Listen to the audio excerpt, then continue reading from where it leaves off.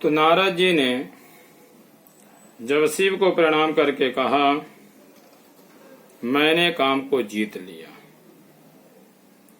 प्रायः भगवत मार्ग में मैं शब्द नहीं चलता है, या किसी की सेवा में मैं शब्द नहीं चलता है, या भगवान की उपासना में मैं शब्द नहीं चलता है। यदि आपके जीवन में मैं शब्द है तो आप जान लीजिए आपको बहुत कष्टों का सामना करना पड़ेगा, क्योंकि जो ये मैं शब्द है प्रायः सबकी कृपाओं का अपमान करने वाला शब्द है। जब शिव जी के सामने नारद जी ने कहा, मैंने काम को जीत लिया, शिव ने विचार किया, कुछ ही समय पहले जब देवताओं असुरों का युद्ध हुआ था, जब देवता कमजोर पड़ने लगे, तो उन्होंने गुरु जी से विचार किया। सभी देवी देवता एकत्रित होकर के विचार विमर्श करने के बाद में विचार ये आया कि अमृत की प्राप्ति करनी चाहिए, और अमृत की प्राप्ति करने के लिए 14 रत्नों की प्राप्ति करने के लिए समुद्र का मंथन हुआ। समुद्र का मंथन होने प्रकार के अनेक प्रकार के रत्न निकले और अमृत भी निकला। पहले निकला जहर। आप कोई भी काम करेंगे तो पहले आपको कलंक का सामना करना पड़ेगा। दोषारोपण होगा आपके जीवन में। कोई कहेगा ये जप नहीं करे, ढोंग कर रहे हैं। कोई कहेगा समाज को चूतिया बना रहे हैं। यानी अनेक प्रकार के आपको का अपमान जनित शब्दों का श्रवण करना पड़ेगा। अगर जिसने इन शब्दों को पचा लिया है, सहन कर लिया है, तब उसका आगे का मार्ग खुल जाता है। तो जब समुद्र मंथन हुआ, जहर निकला, जहर को भी किसको दिया जाए? पहले शास्त्रों में कहा गया, पहले कोई भी वस्तु आपके घर में आती है या आप कमाते हैं या कोई वस्तु को प्राप्त करते हैं, तब पहले दान किया जाता है। ब्राह्मणों को दिया जाता है, ब्राह्मण पहले से किनारे हो गए। देवताओं को दिया जाता, देवता भी किनारे हो गए। कोई भी जहर को स्वीकार नहीं किया। प्रायः बहुत परेशानियों का सामना करने में त्राहिमाम होने लगा। आखिरी में विचार आया, शिव जी ही ऐसे दयालु हैं, कृपालु हैं कि यदि उनसे प्रार्थना की जाए तो कोई न कोई उपाय कर सकते हैं। सभी देवता, ऋषि, महात्मा, वेद, पुराण इत्यादि एकत्रित होकर शिव के पास गए। शिव से प्रार्थना की कि प्रभु हम बहुत कष्ट में हैं, इस कष्ट की निवृत्ति करिए, उपाय करिए। बोले जहर निकला है, जहर का पान कौन करे?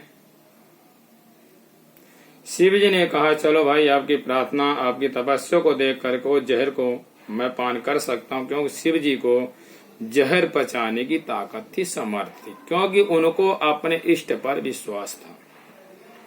जब तक आपको इष्ट पर विश्वास नहीं होगा तब तक कोई भी कार्य नहीं कर पाएंगे। सतयुग में वो घटना घटी थी समुद्र मंथन की, कल युग में घटना घटी मीरा के जीवन में। उनको भी जहर का पान करना पड़ा, पर उनको क्या बोला गया कि भगवान गोपाल यानी कृष्ण का चरण ओदक है। उनको अपने इष्ट पर विश्वास था। शिव जी ने जब पान करने के लिए विचार किया तो भाई कहते दाम्पत्य जीवन भी होता तो परिवार से भी सलाह विमर्श करनी पड़ती है।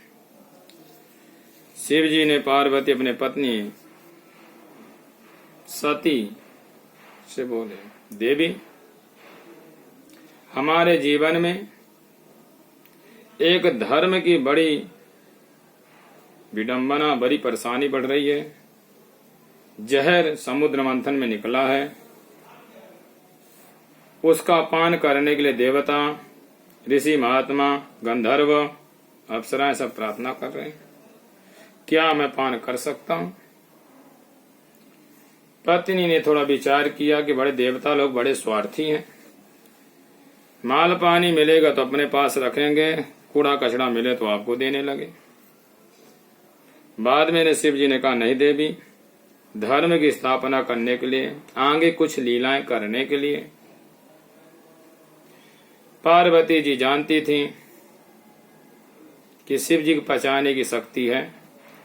अब शिव जी ने जब जहर पान करने लगे तो उनने विचार किया, यदि मुख में रखूंगा तो भगवान का जो मंत्र जपूंगा वो विषैला होगा, यदि मैं गले के अंदर लेके जाता हूं तो भगवान की जो छवि अंतःकरण विराजमान है वो दूषित हो जाएगी।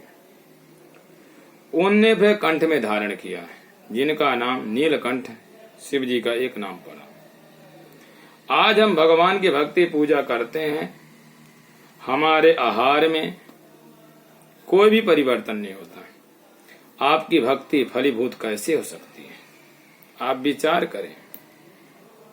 आप गलत चीज का पान करेंगे, भगवान का मंत्र का जप करेंगे तो नहीं हो सकता है, क्योंकि जब आप मुख ही आपका पवित्र नहीं है, तो जब मुख पवित्र नहीं है तो जब भगवान का जप करेंगे, नाम का उच्चारण करें, तो वो जब पवित्र नहीं होगा तो आपका मन कैसे पवित्र होगा?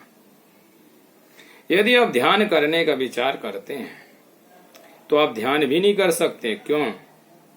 आपका जो आहार है बहुत दूषित है।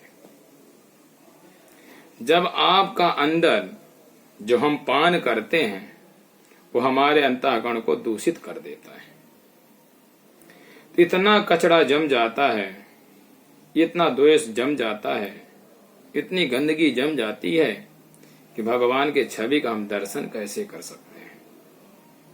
इसलिए शास्त्र को श्रवण करना, गुरुजनों के शरणों में रहना, माता पिता के शरणों में रहना, ये हमारे जीवन के उद्धार के मार्ग हैं। अगर हम अपने जीवन में सुख शांति चाहते हैं, अपने जीवन को सार्थक बनाना चाहते हैं, भगवान का दर्शन पाना चाहते हैं, अच्छे कर्म करना चाहते हैं, तो गुरु की शरण लेनी अति आवश्यक है। ईश्वर की शरणागति लेना अति आवश्यक है। माता पिता की सेवा करना अति आवश्यक है। बोलो वृंदावन बिहारी लाल की जय।